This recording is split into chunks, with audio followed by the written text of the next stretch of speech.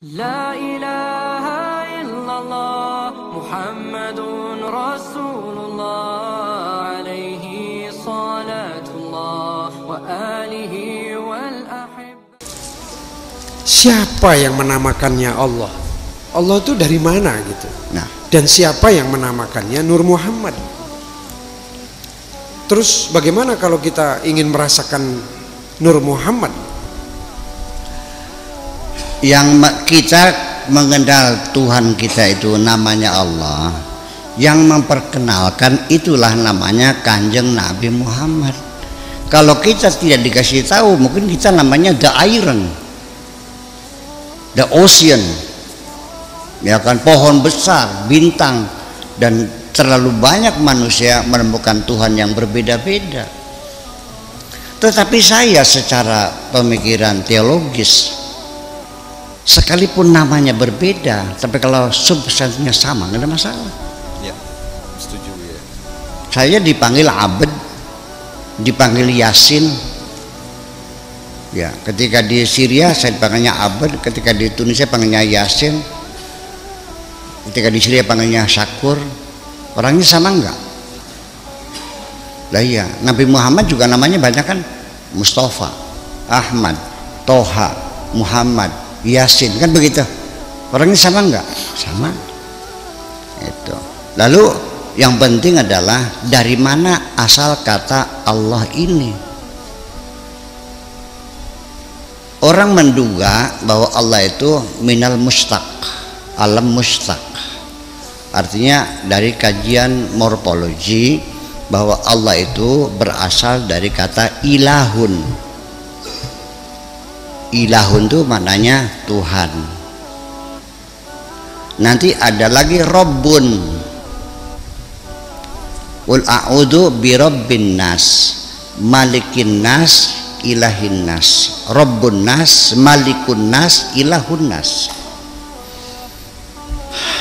Nanti masing-masing kata itu punya aturan-aturan yang berbeda. Rabbun itu adalah sebagai pemilik. Ya, ketika kita memanggil Tuhan, wahai Tuhanku, ya Rabbi, tidak pakai ya mutakalim, ya Rabbi, nggak ada ya mutakalim, betul nggak? Tapi kalau dijamakan ya Rabbana ada nunnya, kalau Rabbi nggak ada.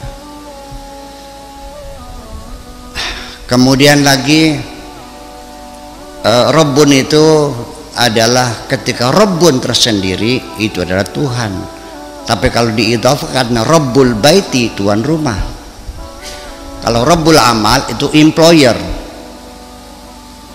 yang punya pekerjaan. Kalau arbab dijamakan menjadi dewa-dewa, menjadi tuhan-tuhan itu. Nah ini kan setiap kata semuanya ada aturan-aturan linguistik. Soalnya kita kan bahasa Arab, mengucapkan nama Allah saja masih belum ada yang jelas. Ada Allah, ada Allah, ada Allah, Allah. Ya, itu hamzahnya saja nggak dibaca fathah, rata-rata dibaca o. Allah bukan Allah dong. Allah bukan Allah, dan bukan Allah, dan juga bukan Allah. Dari bunyi sengaunya saja Allah, kalau Arab pasti Allahu. Kok jadinya Allah, kok sengaunya pakai O? Itu kan suara-suara Ibrani. Makanya kita menduga bahwa lafzul jalalah itu, Allah itu bukan bahasa Arab, tapi memang dipinjam dari bahasa Ibrani.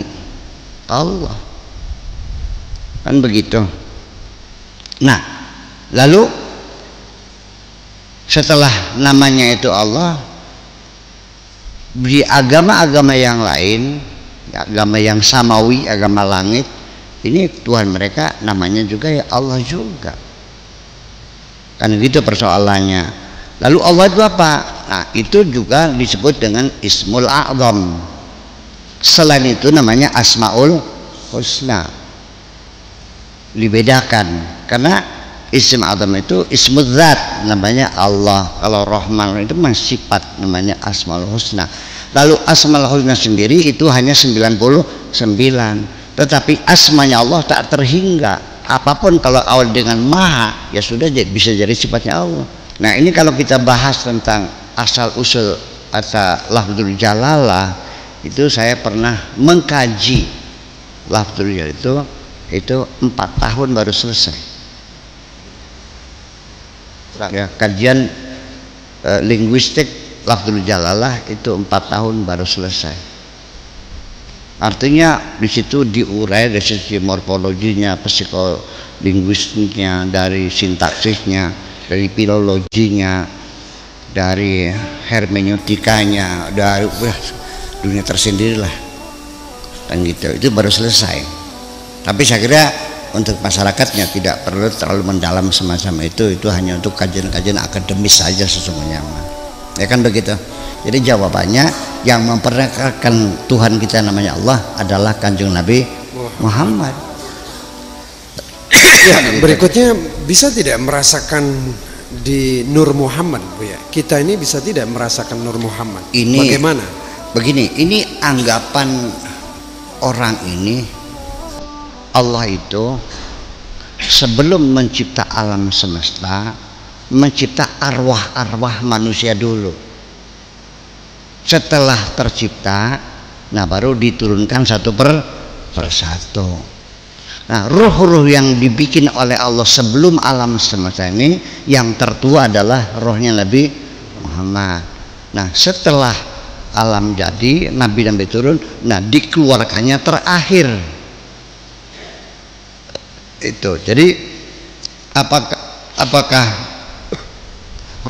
roh manusia yang diciptakan Allah itu waktu belum bertempat di jasad dan belum turun ke bumi, ini masih banyak perdebatan. Sebab di dalam Al-Quran sendiri informasinya belum ada manusia.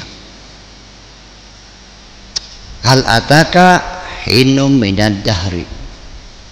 Terus Terus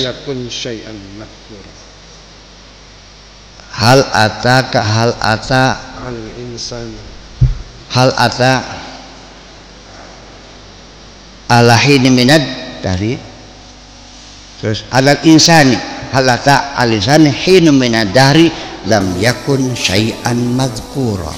Tahukah engkau pada suatu fase tertentu di mana manusia belum disebut apapun, lam yakun syai'an madhkura, wa ja'alnahu min nutfatin amsyajin, baru kami buat dari air mani yang bercampur itu, ya kan. Wa ja'alnahu sami'an basira, baru setelah itu bisa melihat, bisa mendengar. Jadi sebelum Allah menciptakan apapun, ya manusia juga nggak ada. Ada satu fase manusia tidak ada, gitu. Adapun, nah ini kan terbantu dengan hadis yang mengatakan laulaka ya Muhammad ma khalaqtul aflak. Hadis inilah yang membangun pemikiran bahwa roh-roh itu sudah ada pada zaman dahulu kala. Ini Al-Qur'annya bicara begitu, hal ata alal insani hinu minadari lam yakun syai'an madhkura wa khalaqnal insana min sulalatin amsyajin. Ya, terus nabtalih ya, wa ja'alna lahu sami'an basira, baru kemudian bisa melihat, bisa mendengar. Nah, jadi kalau hadis tadi, kalau bukan karena engkau tidak akan kuciptakan langit dan bumi, logikanya berarti kan lebih dahulu Nabi Muhammad di alam semesta ini. Nah, itulah yang mereka sebut dengan Nur Muhammad. Ini kan satu hipotesa yang sesungguhnya masih perlu diperdebatkan lagi. Kalau kita pada Al-Quran, ya lam yakun syai'an madhkur, ya belum disebut apapun belum disebut apapun. Itu saya kira seperti itu. Tetapi kita tidak menghalangi atau tidak menyalahkan orang yang menyebutkan ada Nur Muhammad itu. Jadi Nur Muhammad ini artinya Kalau saya menafsirkan dengan logika saya, ini menjadi sumber inspirasi bagi umat Muhammad, sekalipun sudah meninggal tapi cahayanya masih memberikan motivasi kepada kita. Ketika kita orang Cirebon bertempur, jangan macam-macam, kamu kan turunannya Syekh Syarif semua, aku masih saudaraku, ngapain berantem? Nah, kita sekarang dengan Sudirman, dengan Bung Tomo, dengan siapa lagi, Cut Nyadin dan macam itu kan menginspirasi.